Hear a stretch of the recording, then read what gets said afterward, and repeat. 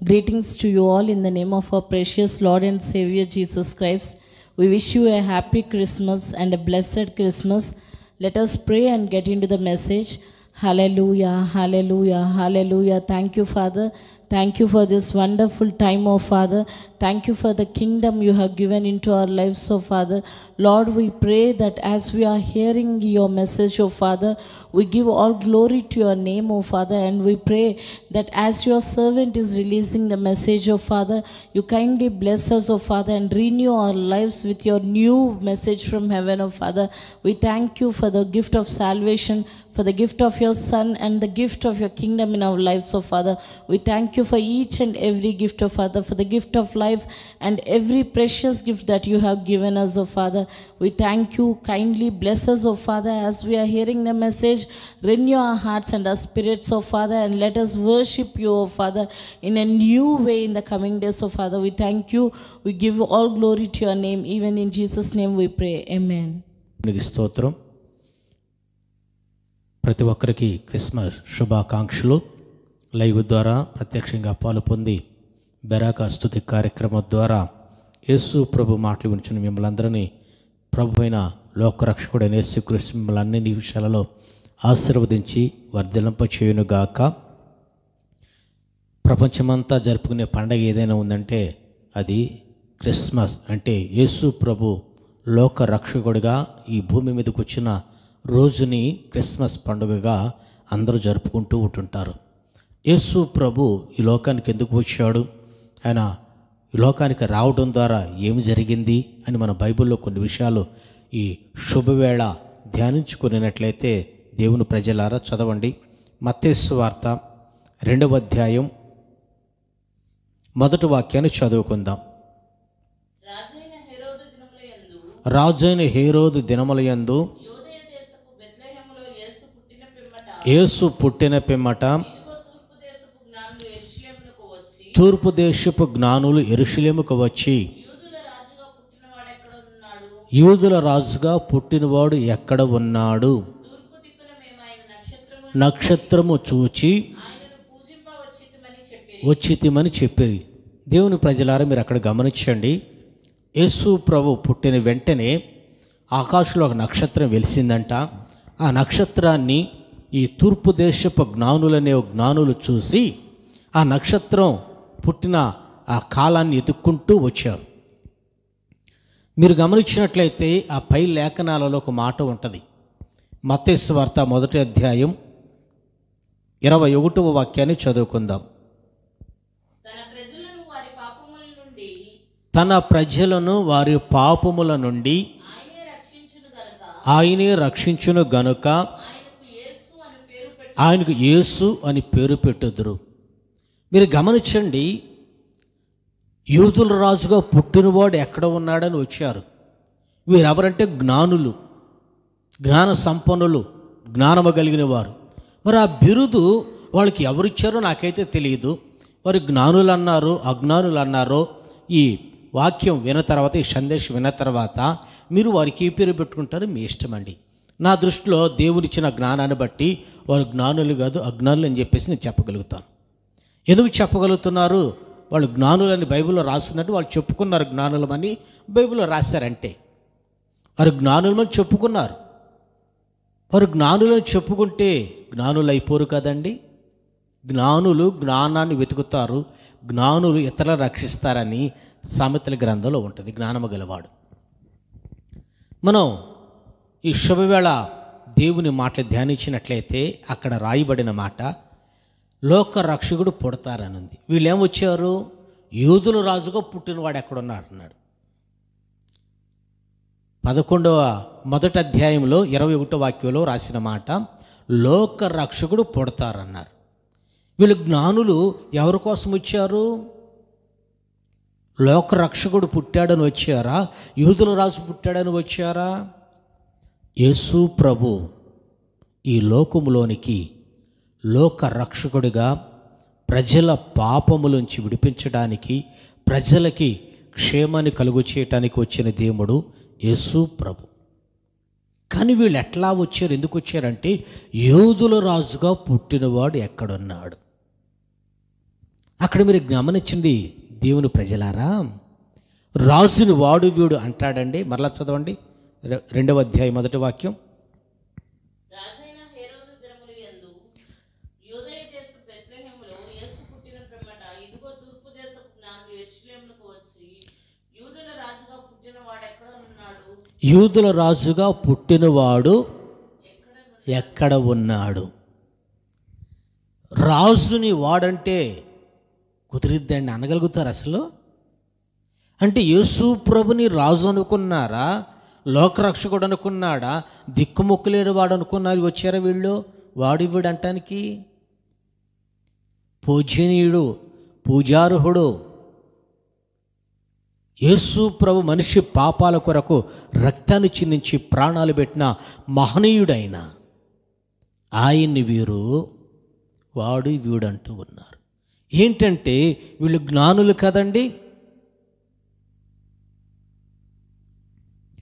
వీళ్ళు జ్ఞానులు కదా. మా జ్ఞానం ముందు అందరూ తక్కువ వాళ్ళు అని చెప్పేసి వీళ్ళ తన జ్ఞానంతో అందరినీ అవమానపరిచేవాళ్ళు. అందుకు వీళ్ళు జ్ఞానులు కాదు. జ్ఞానం కలిగిన వాడైతే, అయ్యా యూదుల రాజుగా పుట్టిన ఆయన ఎక్కడ ఉన్నారు, యూదుల రాజు పుట్టాడంటే కదా అని చెప్పేసి ఆయన ఎక్కడ ఉన్నారని చెప్పేసి అంటాడు. కానీ యూదుల రాజుగా పుట్టినవాడు ఎక్కడ ఉన్నాడు అనరండి. దేవుని ప్రజలారా, ఇంకొక విషయాన్ని మనం గమనించినట్లయితే యూదుల రాజు ఎక్కడ పుడతాడండి? యూదుల రాజు ఎక్కడ పుడతాడు? వీళ్ళు ఎక్కడికి వెళ్ళి యూదుల రాజు పుడతారని అడిగారు? హేరోదు దగ్గరికి వెళ్ళి, యెరూషలేముకి వెళ్ళి యూదుల రాజుగా పుట్టినవాడు ఎక్కడ ఉన్నాడు అన్నాడు. వీళ్ళు జ్ఞానులైతే, జ్ఞానము కలిగిన వాళ్ళైతే యూదుల రాజు యూదులింట్లో పుడతాడు, యూదుల రాజు యూదులింట్లో పుడతాడు. ఆ కాలంలో ఇశ్రాయేలు దేశాన్ని, యూదా దేశాన్ని రోమా ప్రభుత్వాలు పరిపాలన చేస్తూ ఉన్నారు. రోమా ప్రభుత్వాలు పరిపాలన చేస్తున్న ఆ విషయం వాళ్ళకి తెలియదా? జ్ఞాని అయితే మరి వీళ్ళు రోమా ప్రభుత్వ అధికారులు, ఇది రోమ అధికార గృహం, ఇక్కడ హేరోదు రాజుగా ఉన్నాడు, హేరోదు పరిపాలన ఉన్నది. వీళ్ళంతా మనం ఎక్కడికి వెళ్ళాలంటే యూదుల ఇంటికి వెళ్ళి యూదుల రాజుగా పుట్టిన ఆయన ఎక్కడ ఉన్నాడు, ఆ నక్షత్రాన్ని మేము చూసాం, ఆయన యూదా గోత్రంలో పుడతాడన్నాడు కదా. యూదా గోత్రీకుల దగ్గరికి వీళ్ళు అడగవలసిన వీళ్ళు యెరూషలేము వచ్చి హేరోదు ఇంటికి వెళ్ళి హేరోదు దగ్గర యూదుల రాజుగా పుట్టినవాడు ఎక్కడున్నాడని అడిగాడండి. ఇంకా విచిత్రమైన సంగతి చెప్పంటారండి దేవుని ప్రజలారా. యూదా తూర్పు దేశం నుంచి యెరూషలేముకి రావాలంటే బెత్లెహేము దాటి యెరూషలేముకి రావాలి.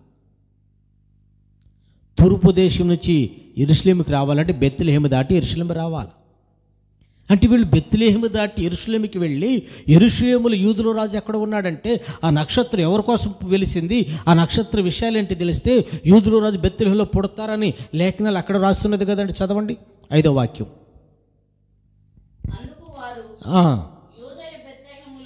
యూదయ బెత్లెహేములోని ఎలయనగా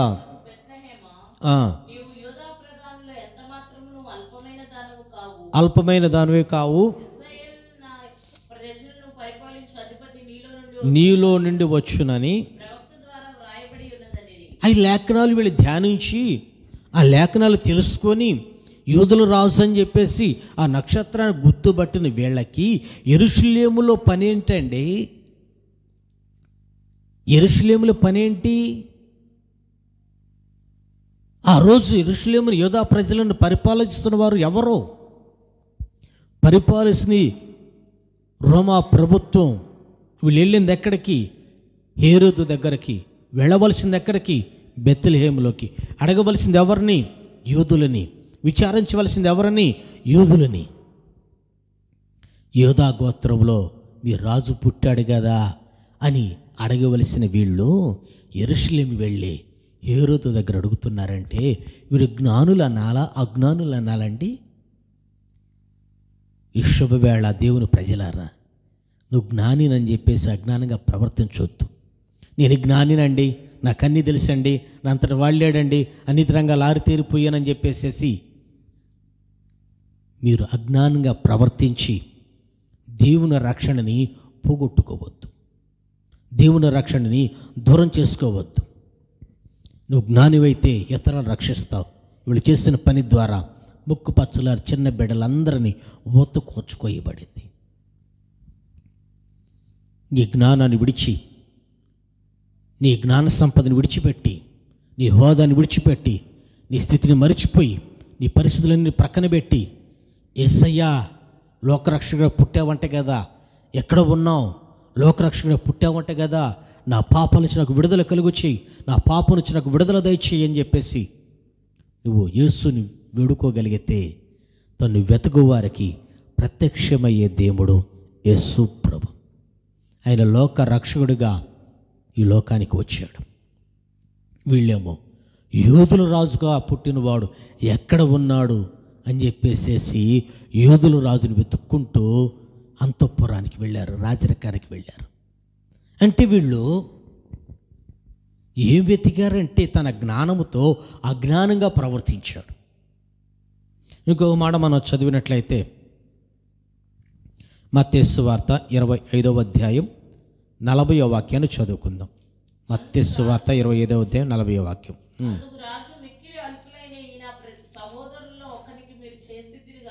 ఒకరికి చేసితిరి గనుక నిశ్చయముగా మీతో చెప్పుచున్నానను, మిక్కిలి అల్పులైన ఈ నా సహోదరులకు మీరు చేసితిరి గనక, మీరు నాకు చేసితిరి గనక, తండ్రి చేత ఆశీర్వదించబడిన వారలాదా లోకం మొదలుకొని మీ కొరకు సిద్ధపరిచిన నిత్యరాజ్యంలో ప్రవేశించుడని కుడివైపునున్న గొర్రెలతో చెప్పారు.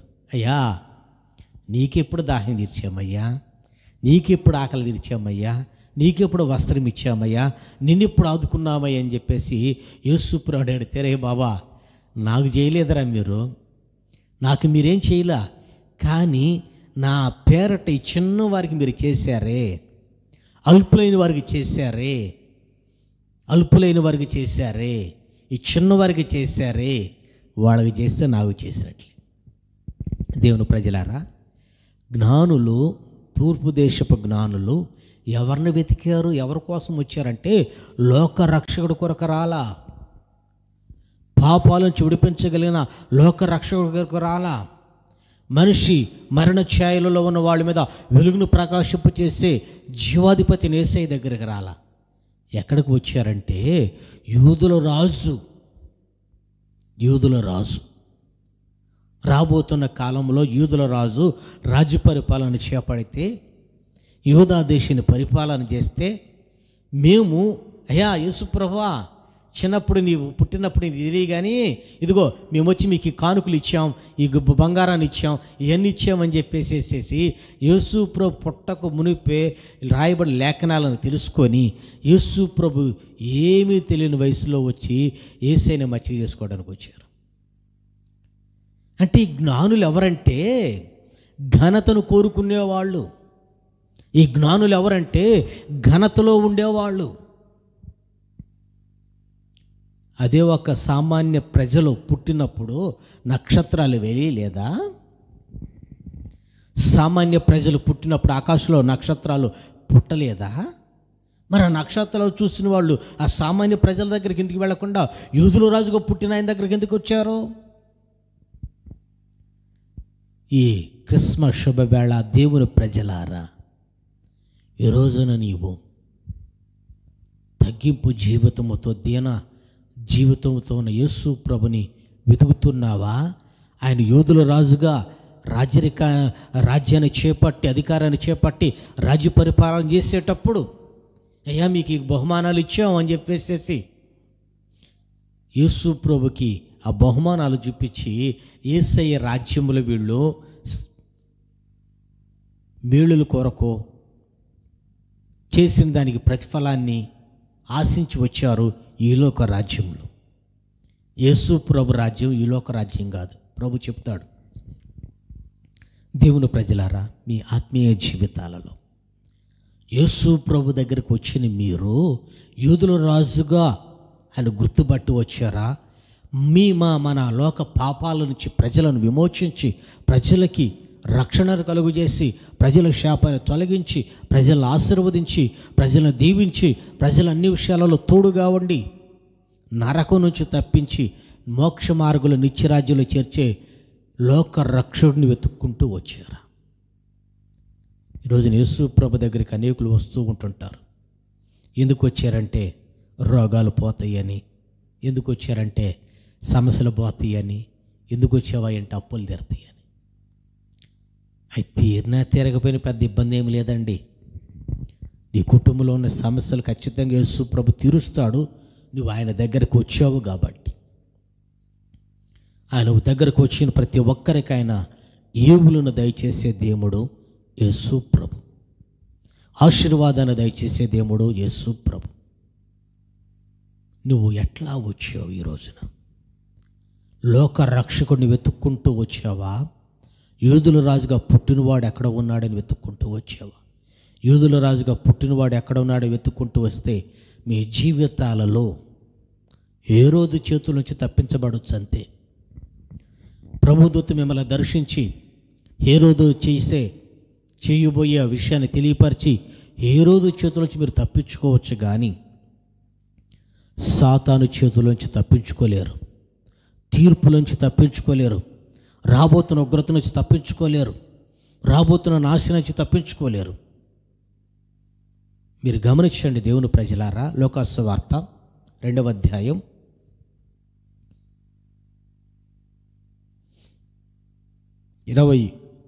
20వ వాక్యాన్ని చదువుకుందాం.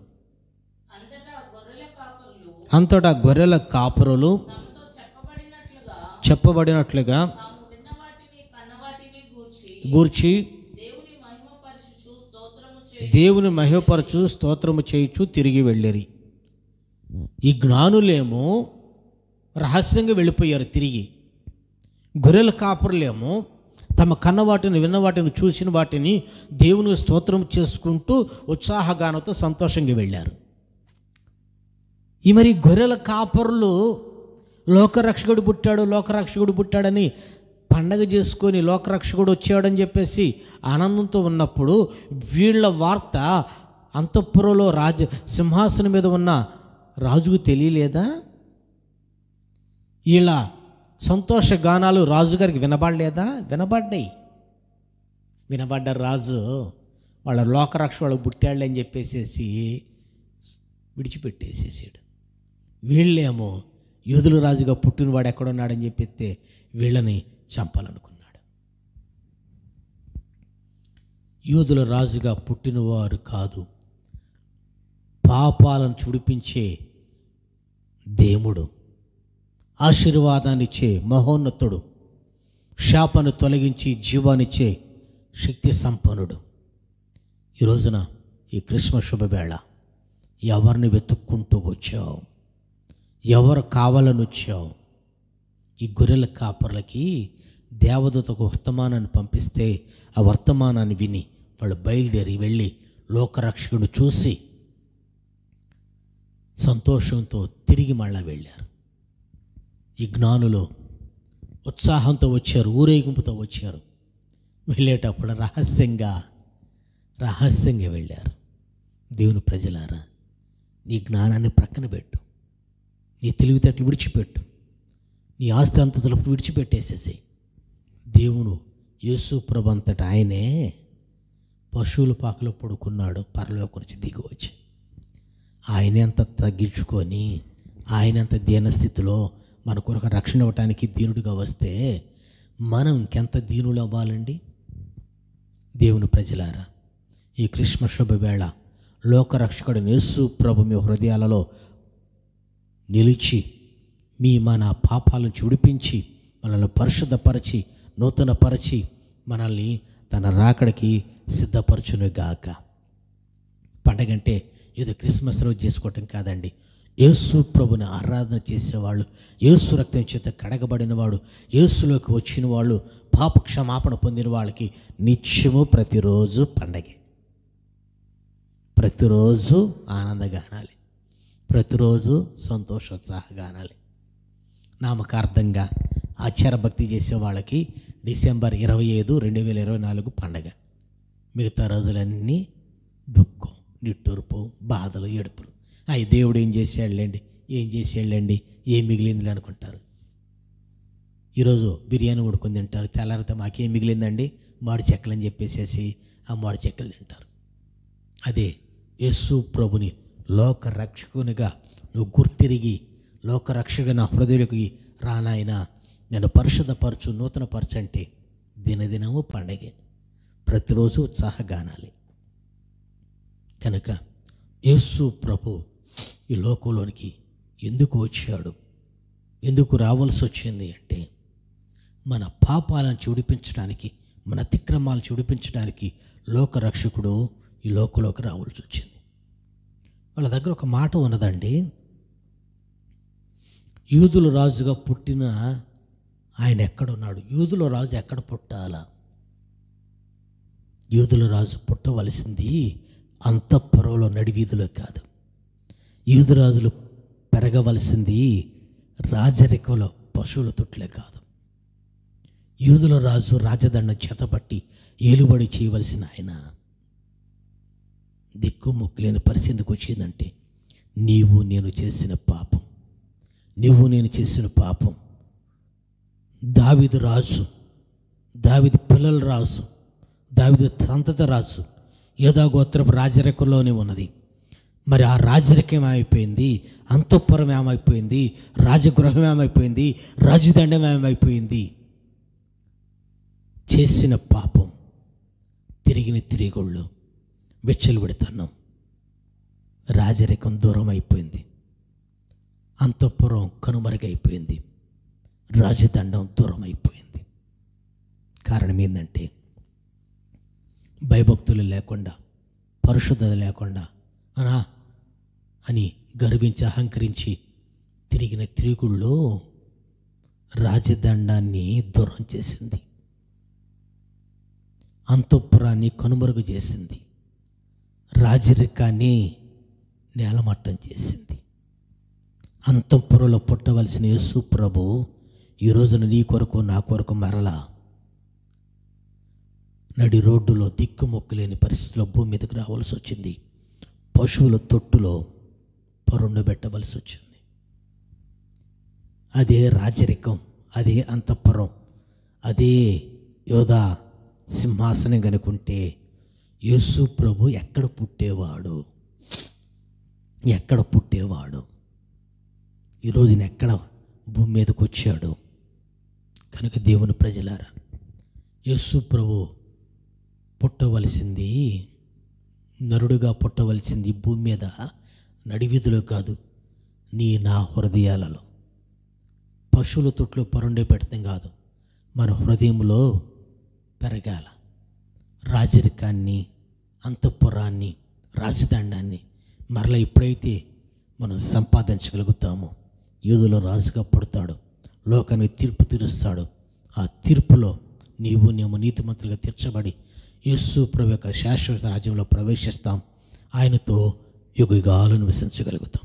కనుక దేవుని ప్రజలారా, ఒక్కసారి మాట్లాడిన మీరు ప్రభుని అడగండి, అయ్యా నన్ను క్షమించు, నన్ను కనికరించు, నన్ను నూతనపరచు అని ప్రభుని అడిగితే యేసు ప్రభు నూతన పరుస్తాడు, నూతన రాజ్యాన్ని ఇస్తాడు, నూతన జీవాన్ని ఇస్తాడు. ప్రార్థన చేసుకుందాం. వినిన మాటలు ఒక్కసారి నెమరు వేయండి. యేసు ప్రభు యూదుల రాజుగా ఎక్కడ పుట్టాడో నరుడుగా, యూదుల రాజు ఎక్కడ ఉన్నాడో పశువుల తొట్లోనా? యూదుల రాజు పరిస్థితి ఏంటి? యూదుల రాజు అంటున్నారు, మరి యూదుల రాజు ఎక్కడ ఉన్నాడు? జ్ఞానులు యూదుల రాజుని వెతికారు, కానీ గొల్లలు లోకరక్షణ వెతుక్కుంటూ వెళ్ళారు. ఈ రోజున దేవుని సన్నిధికి వచ్చిన మీరు, క్రిస్మస్ ఆరాధనకు వచ్చిన మీరు ఎవరిని వెతుకుతున్నా, ఎవరి కోసం వచ్చావు? జీవాధిపతి, సర్వశక్తిమంతుడా, ఆశ్చర్యకరుడా, శుభవేళ మీరు మాట్లాడిన ప్రతి మాటను బట్టి వందనాలు. నీ మాటలు మా హృదయాలలో స్థిరపరిచి ఫలింపచేయండి. అయ్యా మమ్మల్ని క్షమించండి. మా జ్ఞానాన్ని, మా హోదాని, లోక ఘనతను విడిచిపెట్టి మా పాపాలు చుడిపించే నిజదేవుడిగా, సృష్టికర్తగా నీ దగ్గరకు వస్తున్నాం. మమ్మల్ని క్షమించండి, నూతనపరచండి. మరలా నీ రాజ్యం స్థాపించబడినట్లుగా, నీ రాజరికం వచ్చినట్లుగా, నీ రాజధాని నీ చేతిలో ఉండినట్లుగా మేము మా పరిశుద్ధతను కాపాడుకుంటాం, కృతజ్ఞత కలిగి ఉంటాం. నీ రాజ్యాన్ని స్థాపించి నీ నిత్యరాజ్యంలో మమ్మల్ని జ్ఞాపం చేసుకురండి. ఈ శుభవేళ వచ్చిన ప్రతి ఒక్కరిని, ఈ లైవ్ వీక్షిస్తున్న ప్రతి ఒక్కరిని అన్ని విషయాలలో ఆశీర్వదించండి. పండగ కాకుండా ప్రతి దినము నీ కృపచేత తృప్తిపరిచి ఈ రాకడ సిద్ధపరుచున్నందుకే వందనాలు. ఈ పరిచయం ప్రేమించి ప్రోత్సహిస్తున్న ప్రజలని, ఈ పరిచయ కండగా ఉన్న కుటుంబాలను అన్ని విషయాలలో ఆశీర్వదించి వర్ధలింప చేస్తున్నందుకే నీకు స్తోత్రాలు. ఈ పరిచయలో మా మీద జాలిపడి మమ్మల్ని కనికరించి ముందుకు నడిపిస్తున్నందుకే వందనాలు చెల్లిస్తూ యేసు నామమును అడుగుచున్నాము తండ్రి, ఆమేన్. మన ప్రభువైన యేసు క్రీస్తు కృపయు, తండ్రి అయిన దేవుని ప్రేమయు, పరిశుద్ధాత్మ దేవుని సన్నిధి సమాధానం మనకును సకల పరిశుద్ధులకును తోడై ఉండి నడిపించును గాక. ఆమేన్.